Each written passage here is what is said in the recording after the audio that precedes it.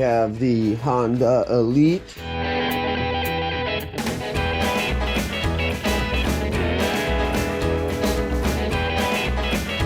Alright, so we're here working on the scooter. We got to attach these wires to these wires with some bud connectors, and we'll go out and take it on a nice little test ride. So far I have cleaned the gas tank, and I had to weld the seat back on right here. Gas tank was 4 days with vinegar in it, and then I did a baking soda water right after, dried that out, and then did a 2-stroke oil inside of it, washed it around all over. New hoses, new fuel line. This is a new carburetor as well. I did have to use the old throttle cable holder because there was a little piece that was in the way. It wouldn't let this plastic piece go in and on the way it needed to. So that was done. And we put this little pro thing there. We put a charger right here. I drilled out a hole and connected it right back here. And I also put an LED headlight in it that I got off of Amazon. And we put a windshield on it. I also had to get a throttle tube, and that wasn't too hard. The gas gauge does not work. We did new oil inside of it as well. And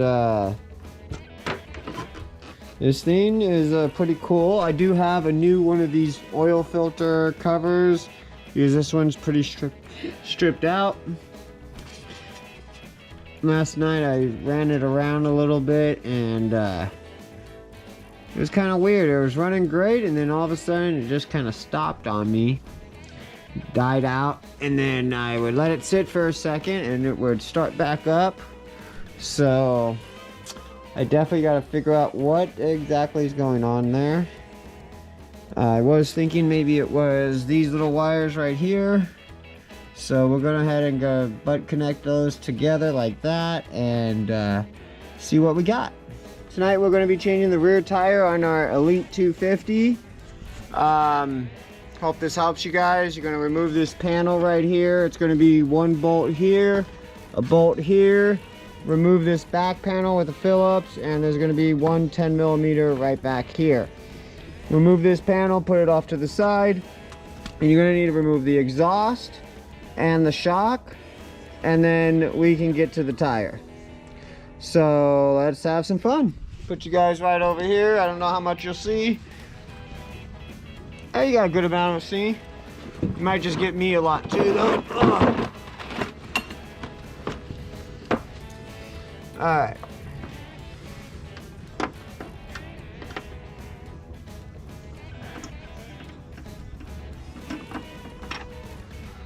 Always keep your bolts right where you can find them.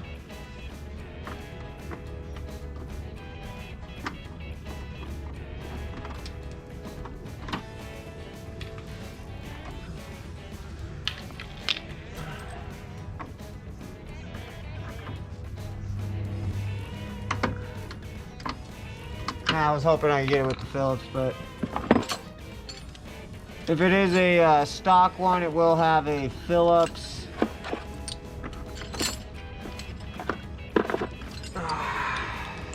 in the middle.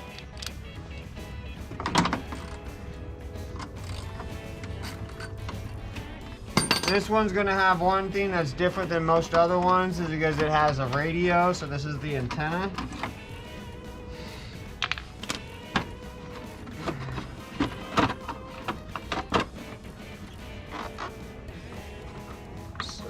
Move that wire right there for the antenna. I'm gonna set this up. You know what? I'm just gonna get rid of this.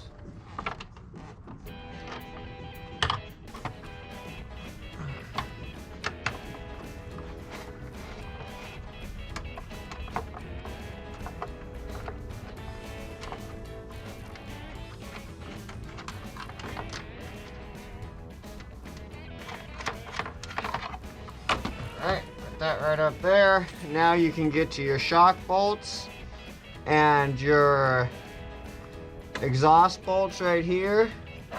Definitely give them a spray down before you try to attempt to get those off. I believe there's also going to be 2 bolts right here and here to take off this whole mount bracket piece exhaust.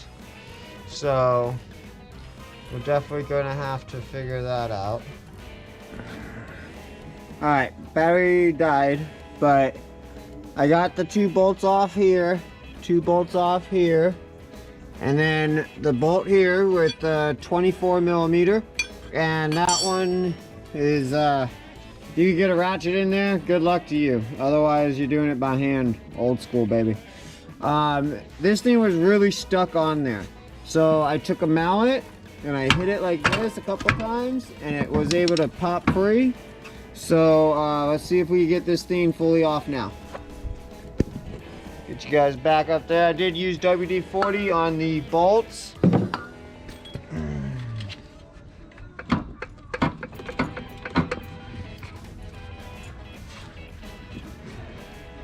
And I did lock the brake.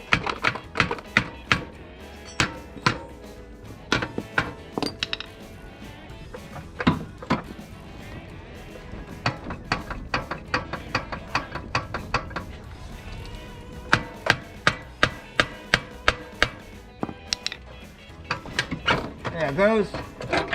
And down she goes. God damn, that's a big old exhaust. We might do like maybe an aftermarket one down the road. All right, you got your spacer right here. And you have a spacer that goes in there as well. So make sure that you guys get those. Now the brake is on, so you're gonna wanna release brake. And this guy should come right on out like that. Now what we're gonna do is we're gonna undo these bolts and hopefully take that other tire that I thought would fit, slap it inside the back, because who like, you know, having a rear big tire is always fun. And put this one in the front for now. We do have 2 tires on the way, but I want to make sure that it is running right. And the front tire is way easier to remove than the back tire for sure. So while you're here, it would be a good idea to check your brakes and give them a good sanding, give them a good cleaning as well, since you're here. I mean, why not? And cool, we just did that. So once I get this thing registered, I would like to get rid of all this smog stuff. Weight reduction, woo woo. Alright, well, we're gonna go to a different spot to get this tire off the rest of the way, and we're gonna mark valve stems and all that so that we get them in the right position and it won't be all out of balance.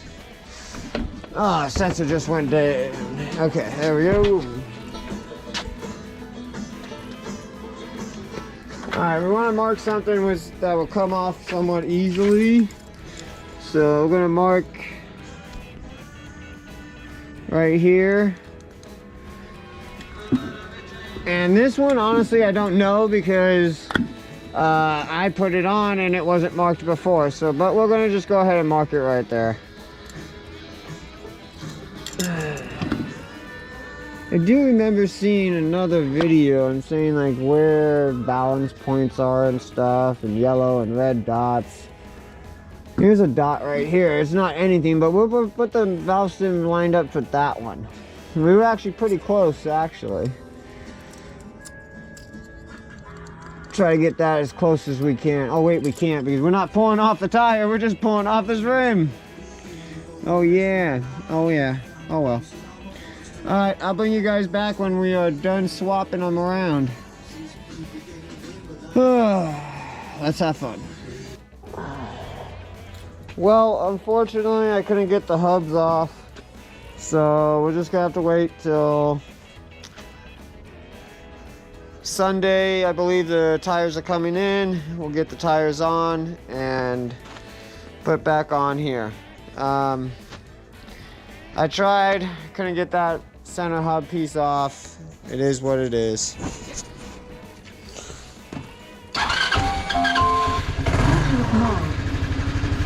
Boom. We have a voltmeter right here and a Bluetooth little guy right there I put in. That's just a cigarette lighter.